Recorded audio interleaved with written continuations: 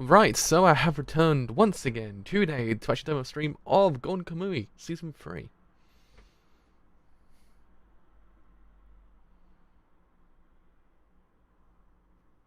As if I'd always say, if YouTube kicks in, that is. I really do hope YouTube would just kick in a bit quicker, like normally, but it doesn't. It takes a long time for it to kick in sometimes.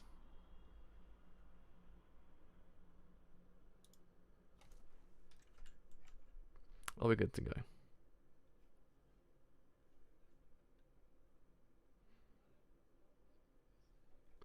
Which we certainly are. So yes, I actually have returned to actually cover episode 8 of season 3, episode 32 of the entire series as a whole. And as episode 31 actually was really freaking good, actually.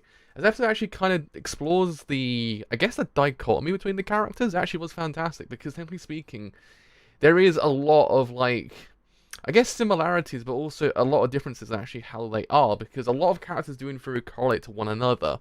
The idea of Ogata and Sugimoto kind of being, in their own ways, one and the same, but how they kind of deal with things is very vastly different.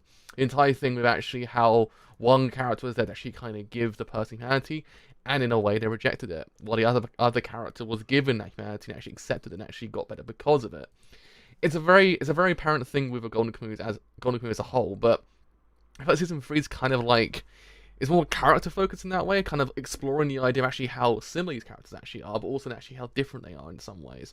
And we've also met Sophia as well, who's also very great. Can't wait to see more of her as time goes on, because she is amazing. So yes, I do believe it's a Manslayer chapter this week, so I believe that was a kind of very interesting one.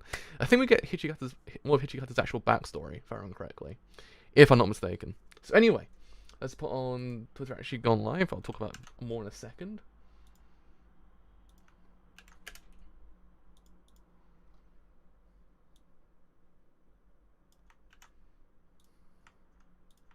Right, I do believe actually I'm good to go. We actually are good to go, I should say. We most certainly are. So let's get this show on the road. Let's start this thing in 3, 2, 1. Let's start this thing absolutely now.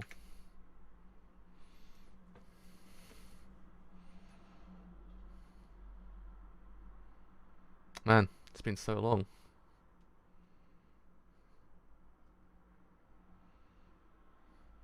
In a weird way, I've actually missed Surumi, because he's actually great. I love him. He's kind of completely insane.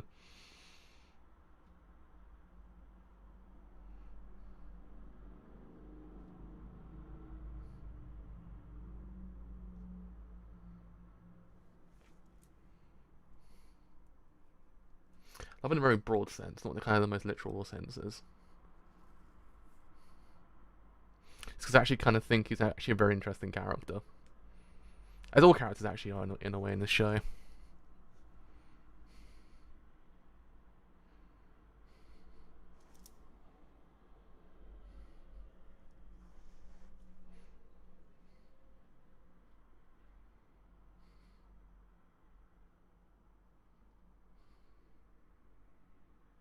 It's also very interesting, the idea of actually the history behind the culture as well, because as she says, there's the idea that actually isn't a written language, which 9 out of 10 times, if you look back at history, it's what we actually kind of define to actually be how we what's the word? How we actually preserve the history. If you kind of if you don't have written language, it's one of those things. It's a massive missing point, because we kind of don't know the entire full story. And I like how it kind of does in theory utilize that idea as well, because it actually is a very running theme that for its whole entire show is the idea of history and the idea of actually preserving the history, the idea of it not going away as well. So to that end, I actually kind of find it very interesting. Again, I've always found the Ainu culture to be very fascinating, especially in Golden Kamuy as well, because it does really explore it. Actually, the rich history behind it. But yeah, I mean, the thing with Sugimoto and Ogata is very more apparent nowadays. Because I was reading the manga, I didn't actually really pick up on it the first time round, but now watching it, how they do in theory use the dichotomy between the two of them is actually very interesting, because it's there. Basically, they're both exactly the same kind of character, but they're just kind of very vastly different, actually, how they handle certain things. the idea of Agata killing Yusaku was kind of like that idea in it personified in a way, because Yusaku saw the good in Ogata, but Ogata rejected it and said, "That doesn't exist, bro. What you on about? Get out of here. Get out of here." But then Sugimoto was kind of like, "Yeah, I lost that sexuality, but Asinoppo came along and she kind of gave it back to him, and now he hasn't rejected her, instead actually kind of joining her as well." To that end, it's actually very interesting how it actually doesn't very detail that idea. So I like it. I like it a lot. Man, I haven't seen Oshiyama in years. I miss Oshiyama as well.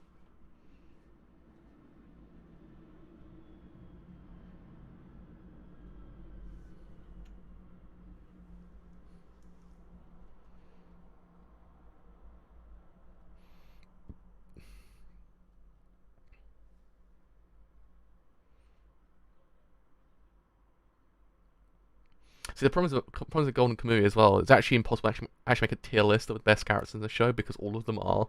That's the problem. You can't necessarily hate anyone because they're already good.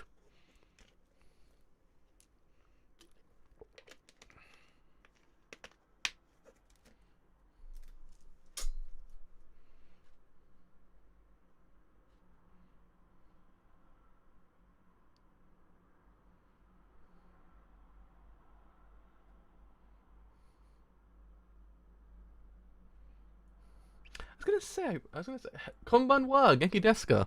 I was gonna say, I remember there was one character that I don't think they introduced in season 2, if I remember correctly.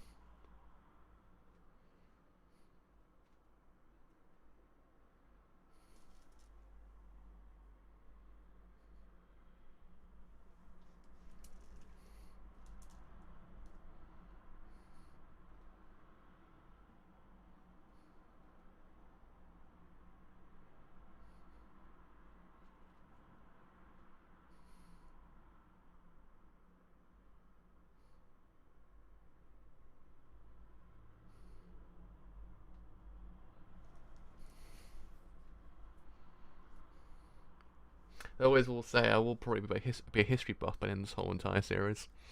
I'm actually kind of glad because I actually really do love history. It's one of my favourite subjects.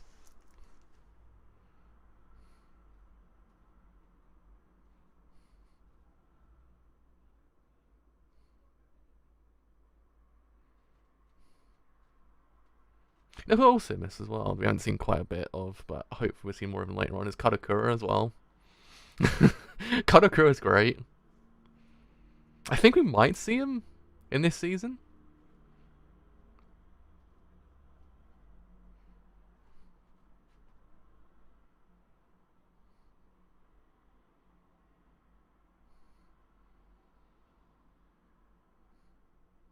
Yeah, this is the actual Manslayer chapter. It actually is pretty cool, this chapter as well.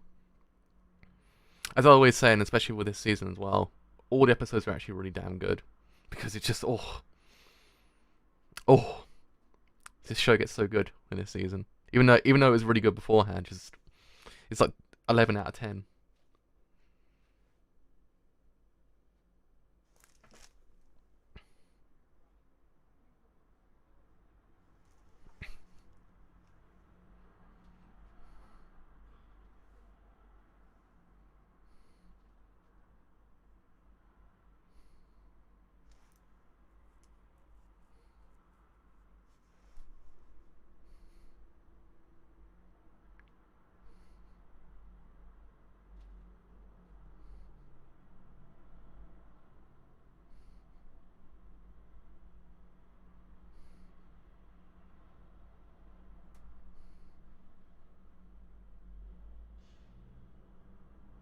If I remember reading as well, I swear Jotaro Kujo's voice act's actually in this episode as well. If I remember from reading. I swear Jotaro is actually in this episode. His voice actor at least. Also the voice of Erwin from Attack on Titan. And loads of other characters as well.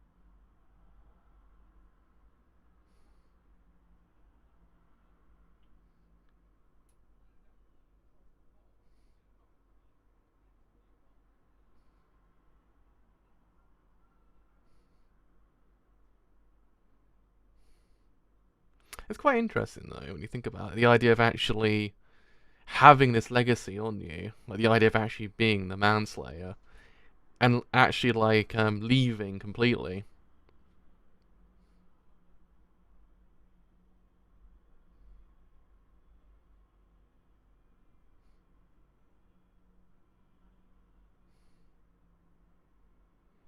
Leave completely and actually start a new life. It's actually in that kind of way quite interesting because it is one of those things that he has technically had this rich history of actual rich being kind of a very loose term, but you know what I mean. Being a person with a lot of history behind him, actually kind of just leaving and actually starting anew.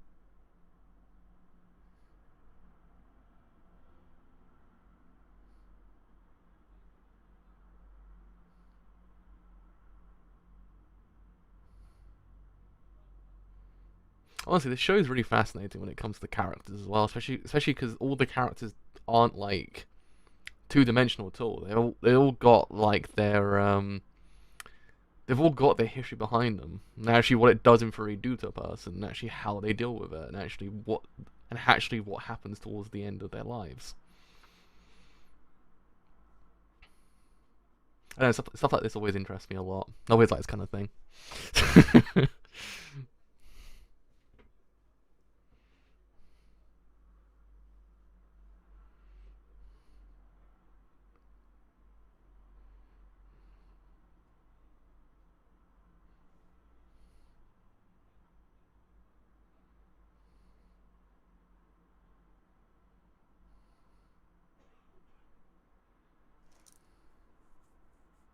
That's the thing as well. Like he's literally the manslayer, but he's been reduced to this like to everyone else, this kind of senile old man.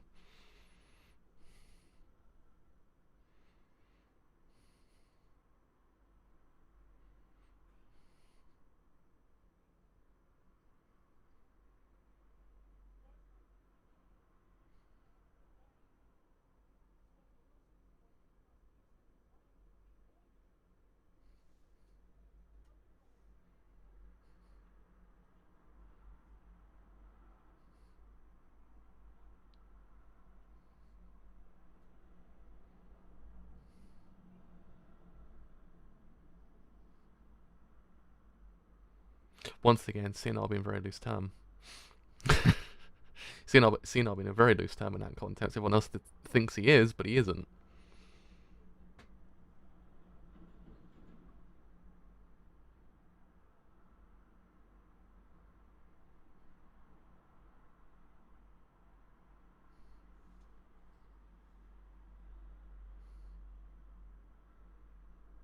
It's the man himself. It's the man himself.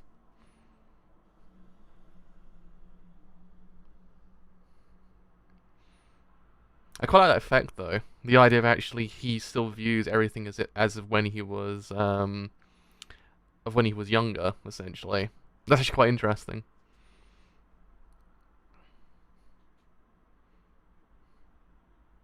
It doesn't seem as if he's actually kind of given up and actually kind of become completely new, but he's actually still got that thing running through his veins. The thing he still holds on to.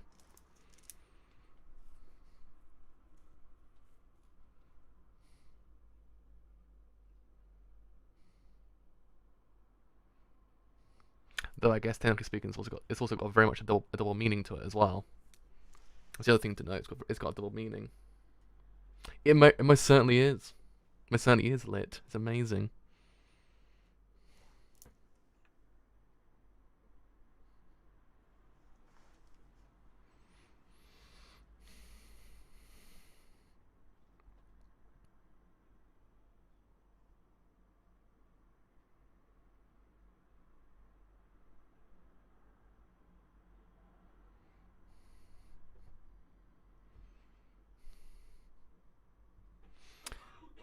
I guess technically speaking does technically have a double meaning to it as well, because the idea that he is still retaining who he was, but it's also the idea of maybe not letting go of the past, maybe not moving on, technically speaking, as well, because a lot has changed in the meantime.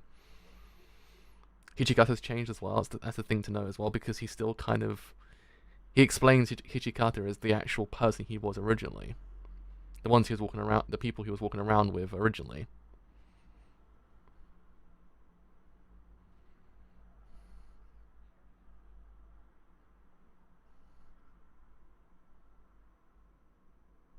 God, this show's so fucking good. God, this show's so fucking good. I love it.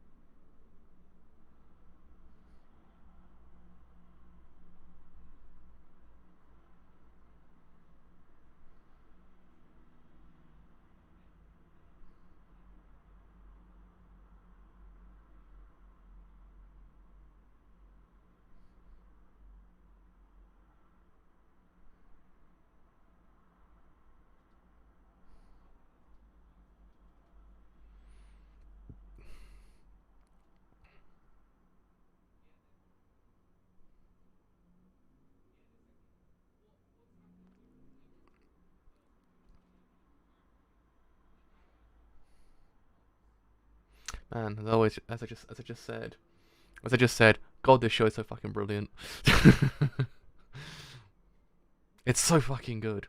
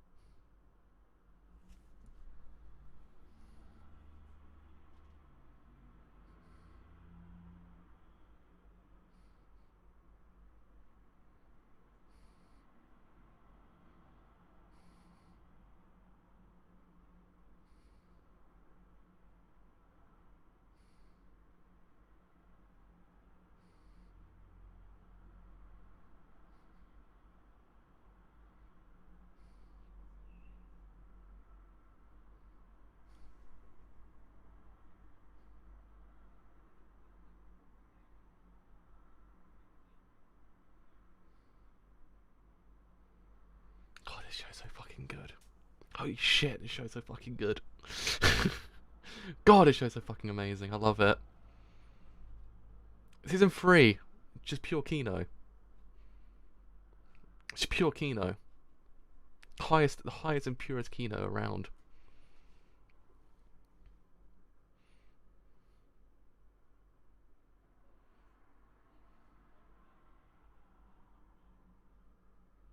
I promise. I love how quiet a lot of it is as well. It's not like it doesn't have this massive theatrics behind it. It's just very pure, and actually how it explores everything.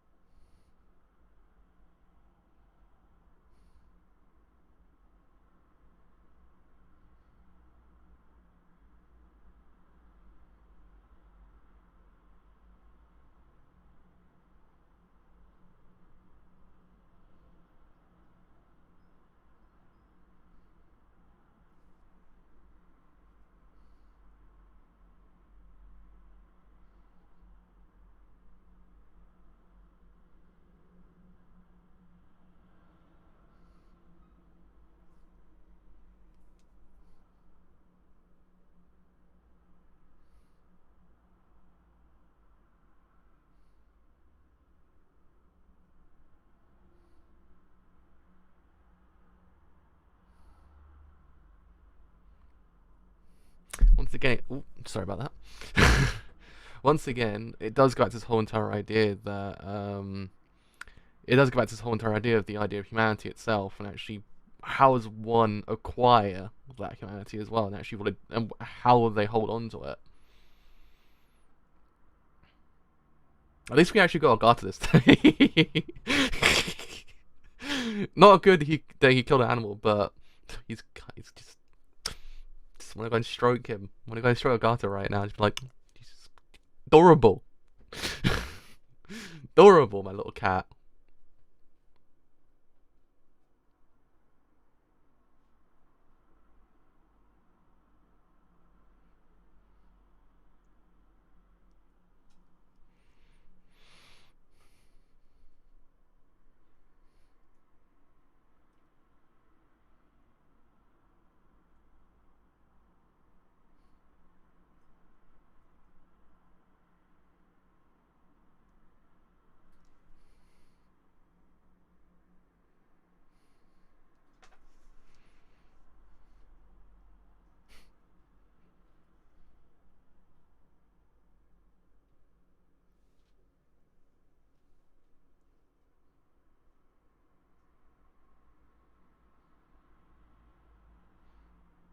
Oh, he said it. I don't trust him, but he said it.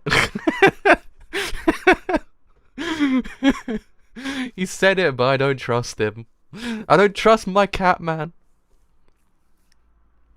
I don't trust my cat man anymore.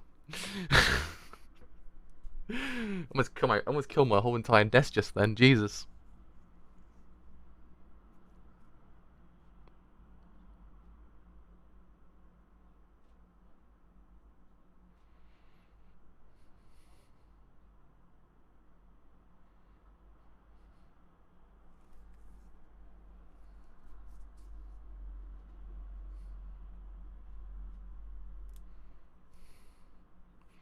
See, now before if he said Hina, I would have been like, "Oh my god, he's actually a part of the group. He's actually growing as a person. I love it."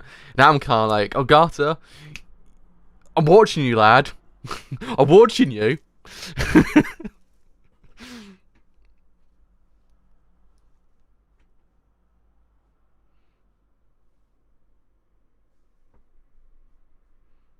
Do we trust our cat man? That's the real question. Do we trust our cat man?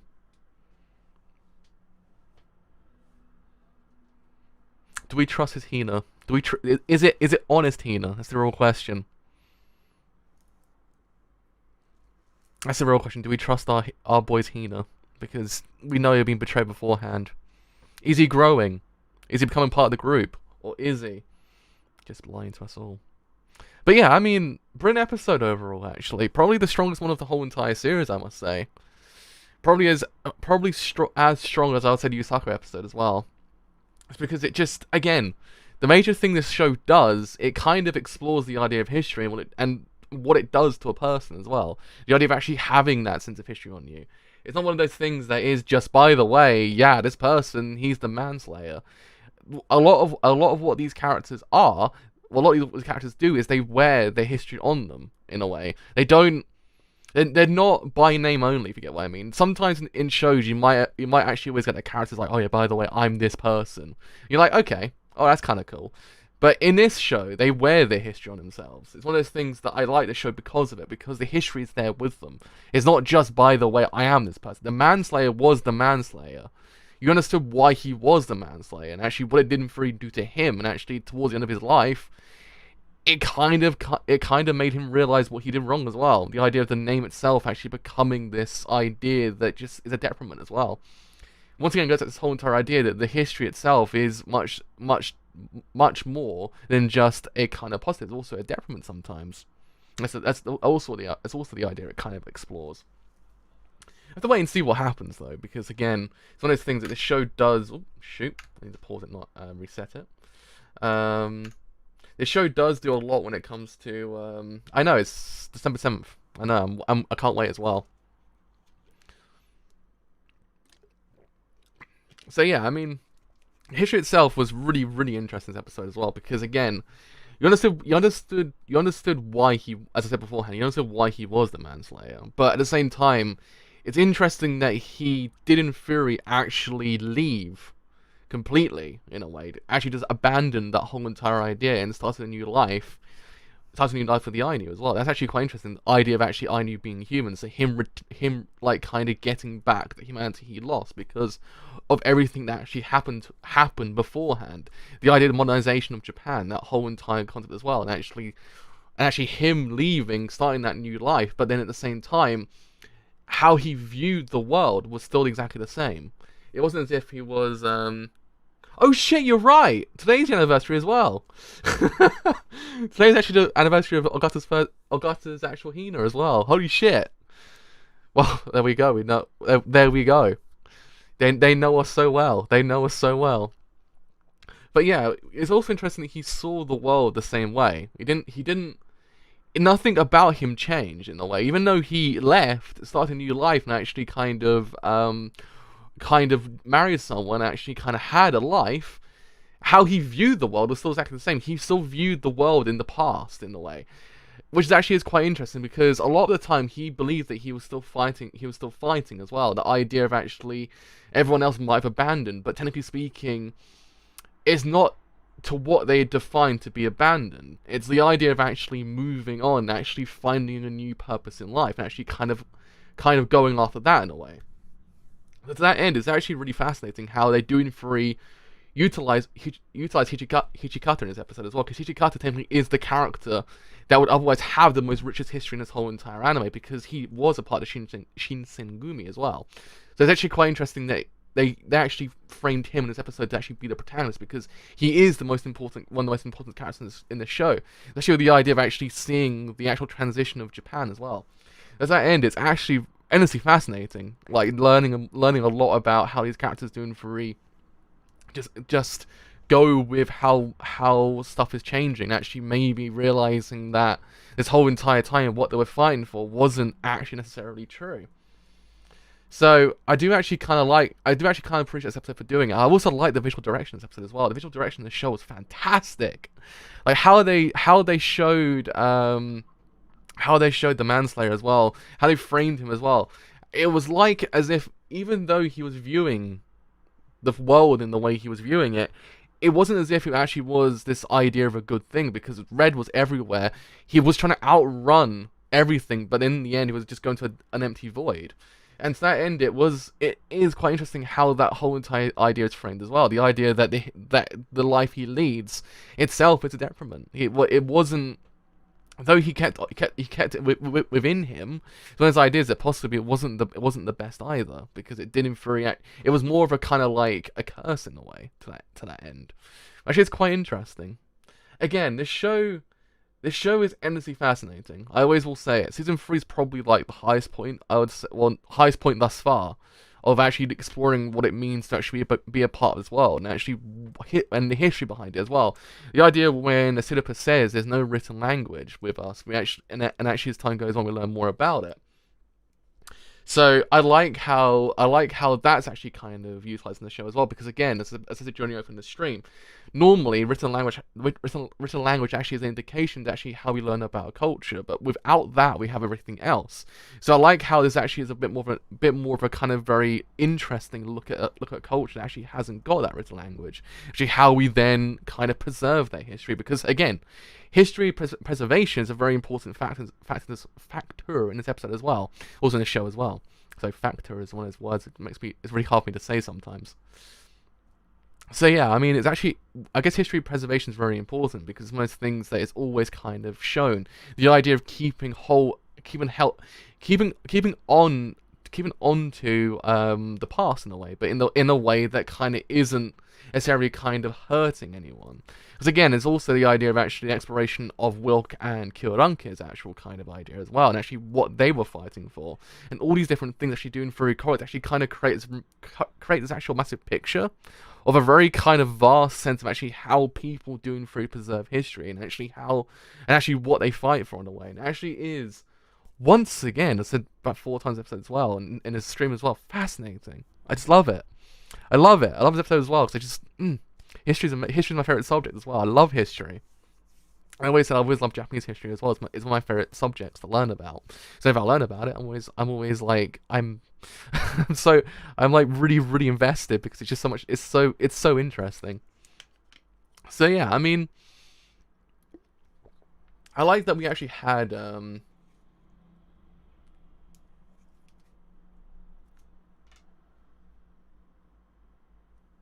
season 1.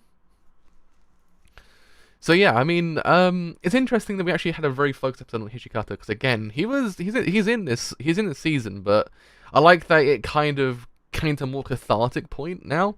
Like with his whole entire character, I like that the cathartic point he's reached because it's actually kind of one of those things that you can tell at that point he's actually kind of moving on. He's still fighting, but fighting in his own way. It's not to the same degree as everyone else, and I like that as well because again, it's something that doesn't really tell us that though though they don't have the exact same kind of thought process, they are always trying to keep hold of what they know and actually what they believe in, but in a very different way.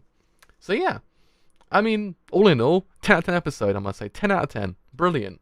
Probably the best best episode of the whole entire season for me. Probably, I'd say. Maybe up there, maybe episode 1 of Elena, and actually a couple of other episodes this season as well. But God, that was absolutely brilliant. I loved it. So yes, that is me done for today. So as always, ご視聴ありがとうございます。僕の動画を面白いと思ったら、いいねやチャンネル登録をお願いします。So as always, if you have enjoyed this whole entire Shimon Dune Fury, leave a like because indeed it's only quite a bit. If you have then enjoyed this whole entire Shimon Dune Fury, leave a sub because indeed there's something quite a bit as well. If you have then enjoyed this whole entire Shimon Dune Fury, follow me on Twitter or join Discord as well because both do help me quite a lot and both will then tell you when he streams go live and any other stream to do as well. But until next time, some more Gon Kamui, the 3rd season. See you guys later.